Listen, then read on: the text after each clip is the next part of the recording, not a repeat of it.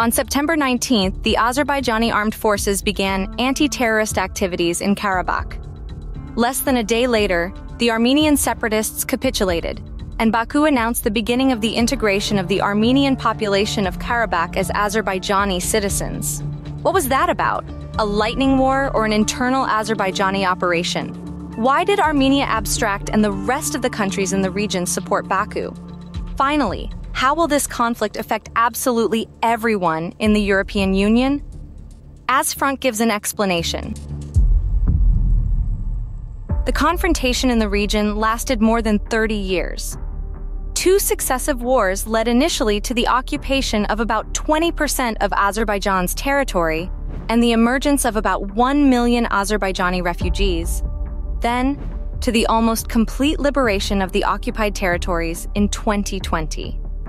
At the end of the Second Karabakh War, it seemed that the conflict was over, but Armenian revanchists, Russian-backed separatists, radical elements of the Armenian diaspora, and certain politicians in France played their own game. A media campaign was launched against Azerbaijan to discredit it in the eyes of the world community. The Kremlin-appointed separatist leaders in Karabakh announced that Azerbaijan had starved ethnic Armenians on its territory. It got to the point where Armenian leaders started calling what was happening a genocide and comparing it to the Holocaust. It is already a genocide that is happening in Nagorno-Karabakh. Ադրբեջանի ռազմաքաղաքական ղեկավարությունը Լեռնային Ղարաբաղի ժողովրդի նկատմամբ էթնիկ զտումների, ցեղասպանության նախապատրաստություններ է տեսնում. The world Jewish community reacted to this. Approximately 200 rabbis from around the world strongly condemned the use of the tragedy of their people for dirty political purposes, and gathered clear evidence that the famine in the unrecognized republic was staged. Residents continued to eat cakes, kebabs, and arrange magnificent feasts. In the end, the provocations reached the point that 6 Azerbaijani citizens, including 2 civilians, were killed on the morning of the 19th of September by mines planted by Armenian separatists. This overflowed the cup of patience of official Baku, and Azerbaijan announced the beginning of anti-terrorist activities on its territory. The fact that Karabakh is Azerbaijani territory has been recognized by literally all countries in the region. On May 17th, this was stated by Armenian Prime Minister Nikol Pashinyan, and on September 9th, in response to the holding of illegal elections in the unrecognized republic, the territorial integrity of Azerbaijan was recognized by Ukraine, Romania, Hungary, Moldova, Britain, Turkey, Georgia, Pakistan, Uzbekistan, Kazakhstan, the USA, and the EU.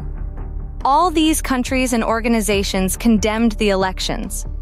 23 hours after the start of the anti-terrorist activities, the parties announced the complete capitulation of the separatist armed formations and the beginning of the process of integration of the Armenian population of Karabakh as citizens of Azerbaijan. Negotiations between the sides, already without any Armenian participation, are scheduled for the 21st of September.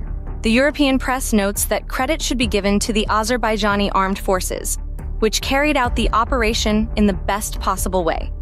Lightning fast, striking only military targets, ensuring the safety of civilians, and without pursuing the retreating military formations.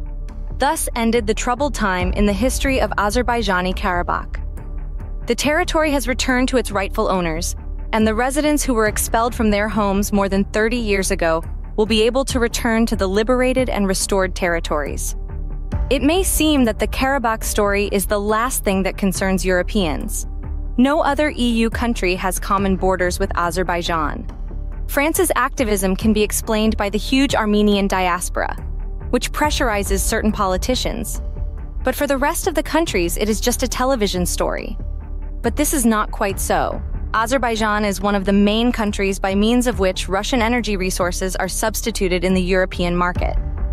Baku supplies oil and gas to Romania, Croatia, Hungary, Bulgaria, Czech Republic, Austria, Germany, Greece, Spain, Ireland, Portugal, and Italy. The European leaders state the following. Head of Germany, Scholz. Azerbaijan is a partner of growing importance for Germany and the EU. This country can make an important contribution to the diversification of Germany's and Europe's energy supply. Bulgarian President, Radev. President Aliyev has proved that his country is a reliable trading and economic partner. This is substantiated by the fact that for a year now, Bulgaria has had reliable gas supplies from Azerbaijan under an agreement signed over 10 years ago, which Azerbaijan honors strictly. The President of the Council of Ministers, Meloni: "We receive almost 60% of Azerbaijan's supply through TAP via Turkey, Greece, and Albania." After Azerbaijan's victory, some European politicians strongly supported him. But there are also those who propose to impose sanctions for actions on Azerbaijan's own territory, recognized by international law. This is a dangerous situation that could potentially lead to the deterioration of diplomatic relations between the EU countries and Azerbaijan.